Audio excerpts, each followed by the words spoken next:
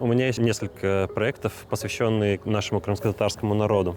Это Анаюрт.ком, Крым-татар Лугаты, Синонимик Лугаты и мобильное приложение для Крым Junior. Знакомьтесь, это Сервин Османов. Талантливый программист, который работает в этой сфере уже более 13 лет. В мире технологий каждый день появляются новые приложения и сайты, но редко можно встретить разработчиков, которые ставят своей целью сохранение культурного наследия. Однако именно такой подход выбрал Сервин Бей. Он создает ресурсы, помогающие в изучении родного языка. Анаюрт – это мой первый проект, который я создал в 2012 году. Первоначальная идея была просто собрать в одном месте все материалы, которые у меня были на тот момент. Это книги, статьи, информация о наших авторах. В дальнейшем он перерос в культурно-образовательный портал. Анаюрт стал своеобразной цифровой родиной для тех, кто хочет знать больше о своих корнях. Его работы не просто инструменты для обучения. Эти ресурсы предлагают пользователям доступ к обширной базе данных о культуре, фольклоре, истории и традициях нашего народа.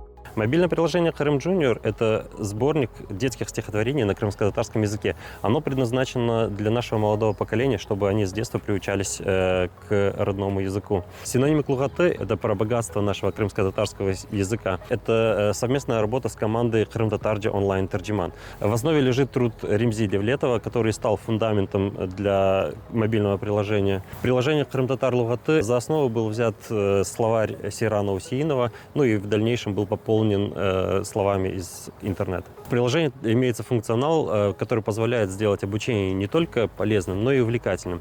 Там есть транслитерация, разговорник, загадки и языковые игры. Еще одним интересным проектом стал Крым Онлайн. Это один из самых крупных сайтов крымско-татарской музыки в интернете. Идея создания проекта Крым Онлайн возникла еще в 2017 году, когда мы с моим другом Эмилем Умеровым решили создать социальную сеть крымско-татарскую, в которой весь наш народ мог бы объединиться, общаться. Конкурировать с современными социальными сетями просто невозможно, и мы решили переформатировать его. Мы решили сделать музыкальный архив. Мной был разработан агрегатор, который собирал всю крымско-татарскую музыку с современных социальных сетей и видеохостингов. На тот момент у нас было более 20 гигабайт аудио.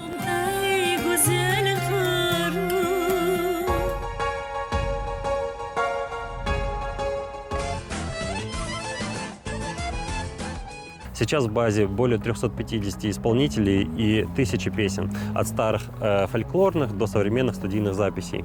Мы стараемся не только сохранить музыку, но и сделать ее доступной для всего нашего крымско-татарского народа. Крым Онлайн для меня не просто технический проект, а способ сохранить и передать часть нашей идентичности следующему поколению.